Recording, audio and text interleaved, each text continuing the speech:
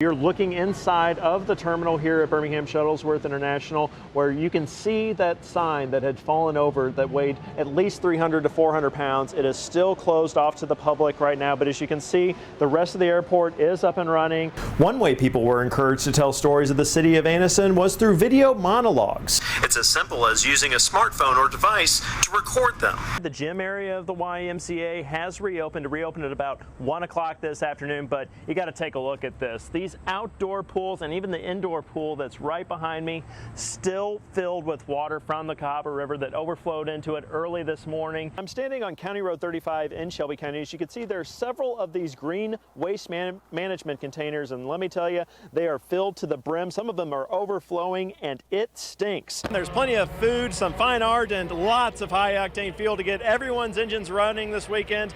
Thank you, sir. God bless you, brother. You have a blessed day. John Wallace was standing on the I-459 off-ramp at Highway 280 early Wednesday afternoon. He tells me that he and his wife have been living under the highway bridge for the last 3 weeks. You didn't get dropped off here by chance? No, sir. I'm trying to get back to Clearwater. I did see a woman under the bridge, and I saw a few signs from other panhandlers. This morning, Wallace and the woman were gone. Instead, a new man stood in the same spot. I attempted to talk to him to find out how he got there. Walked down the road, sleeping out in the woods. How long have you been in Birmingham? I really don't think that's none of your business. Take a trip down 280 to the Lakeshore exit. You'll find more panhandlers. I tried talking to them as well, asking them to tell me their story. I don't want to be on. How long have you been out here? Are you filming now? Yeah. No, I don't want to be on the news. When I returned to the Lakeshore exit this morning, the panhandlers weren't there. 3 cardboard signs within 10 feet of each other remained. But a few minutes later, a man emerged from under an on-ramp bridge and walked to a spot where he started begging. We're a giving, caring community, and I think they're taking advantage of that, Edward. Tony Cooper, executive director of the Jimmy Hale Mission, an organization aimed at getting homeless men off the street and their lives back on track. Cooper says giving money to panhandlers doesn't help. If I'm doing something for you that you're able to do for yourself, then I'm contributing to your irresponsibility. Are these people needing assistance? Yes. Is money the answer for that? Probably no. Cooper tells me if kind souls try to offer real help, like food or work, panhandlers often reject them. Giving money is, for the vast majority of the time, is just not helping them. And the panhandlers, for most of them, it's a scam, and they're taking advantage of your generosity and your compassion. Jefferson County Chief Deputy Randy Christian says spotting the scammers isn't difficult. They're very aggressive. They get into the traffic and stop traffic and impede it. They knock on windows. That's the ones we get the calls on. That's the ones we want to get calls on. Cooper offers a message with which many others agree. I wish these people would invest the time that they're putting out here panhandling. I wish they would invest the time in themselves on getting in a program like ours where they can better themselves and, and have more of a future. Everything's fine, and then boom, it's all different. 31-year-old Noah Galloway doesn't remember the IED blast that took his left arm and left leg 7 years ago. All he remembers are the emotions he felt when he woke up 5 days later. The initial, being told when I woke up was one shock, but then it didn't really settle in for another week or so. That I started to realize, whoa, this is real. This isn't a dream. Galloway spent years learning to readjust to life without his arm and leg. It was a huge challenge. I'd go through extremes, up and downs, where it was 1 minute I was like, this is fine, I'm gonna recover for this, not a big deal. Then I'd come crashing down. I mean, it took a couple of years to honestly get through it completely.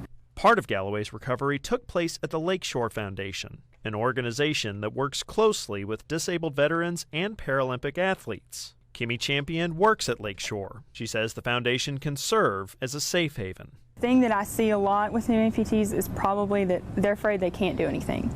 And that's not true. Anything that you want to do, you can still do it. It might be different or more difficult, or you might have to relearn a skill, But anything that you want to do, you can still do. You know, I was a very physical person, and I remember feeling like, well, 2 of my limbs are gone, what's left? You know, at that point, I was unaware of what I could accomplish even after an injury. Even now, Galloway runs in marathons and competes in other physical contests. I feel like I've overcome the injury, and now I'm pushing myself. Galloway offers this advice to those who now must begin a new path. You got to trust in yourself and be mentally strong and just ride it through. It's a struggle. It's not an easy thing to go through, especially if you've lost a limb. It's not something you just bounce back from overnight. It's a struggle, but you come out stronger on the other end. That's mostly all we see. We see people passed out at the wheel with needles in their arms and people dead with needles in their arms. Heroin has taken over everything. Hueytown narcotics detective Michael Shoup sees it in his city. His police department fights sellers and addicts every day. We try to find the heroin users and then work our way up from the user to the seller to his seller to their seller. On this day, Shoup and his narcotics team are following an informant as she makes a heroin buy. 5-7, y'all just go ahead, and 7-8, y'all stay with her. 5-2 to 7-8, y'all go down a few blocks and come in that way, and 5-7 will be in place, and y'all just stay on that end and I'll stay on this end. 5-2 to 5-7, do you have eyes on her? Drug dealers recognize the department's undercover vehicles, so they have to keep their distance. 7-8, y'all don't get too close. We don't want them to see you. Let 5-7 keep the eyes on her. A block or so away, there's one car that is watching the drug deal go down, and the other one is probably able to see too, but he's going to back off a little bit. We don't want to get both of them so close where we're going to spook this guy. Within seconds, the deal is done. 5-7, she's driving off away from our position. Just going to meet with her, talk to her about what happened, make sure it was the same guy that she's been buying from, and get the drugs. No arrest is made on this day. However, the buy is part of building a case against the dealer. A search warrant will be served in the coming days. We make a number of arrests. We're very proactive in our approach to trying to deal with the problem. Hueytown Police Chief Chuck Hagler calls Hueytown the heroin crossroads. His city fits between West Birmingham, where the drugs come in from Atlanta, and goes all the way down I-5920 to Tuscaloosa. We've stopped people coming from Tuscaloosa. We've stopped them coming from Sylacauga. We've had people coming from everywhere just coming here, and when we ask them why here, they say this is where they find the heroin. They can't find it where they live. The informant making the recent buy just lost her husband to a heroin overdose. He's one of 3 heroin-related deaths in Jefferson County since January 1st. The Jefferson County Coroner's Office reports 84 heroin-related deaths have been recorded from January 2012 to today. Chief Hagler sees one change. Users are calling for help sooner. The people that they're with are quicker to call, I think, now for assistance, now that they understand, that it's not just somebody slipping off into a deep sleep. Across Jefferson and Shelby counties, federal investigators have made major busts, bringing down some of the top heroin distributors, including the most recent roundup of nearly 40 heroin dealers in September. With the recent death of actor Philip Seymour Hoffman, Hagler has a new concern.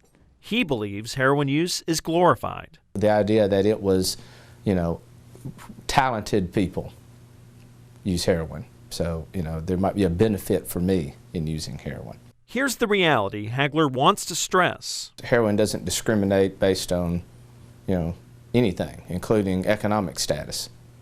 Rich people have heroin addicts in their families just as much as poor people do. Focus at 4. And we take you inside the home of a pilot killed in a deadly plane crash Wednesday. His story just ahead. I'm Edward Burch. Thank you for joining us this evening. New at 6, an Alabaster man was killed this afternoon in a crash in Clanton. The death of the 2-year-old brings up the topic of leaving children in cars. As summer approaches and temperatures soar, officials are reminding parents of the dangers. A family in Inslee now has a new place to call home. The affordable housing duplex was dedicated this morning. Live in Birmingham, Edward Burch, ABC 3340.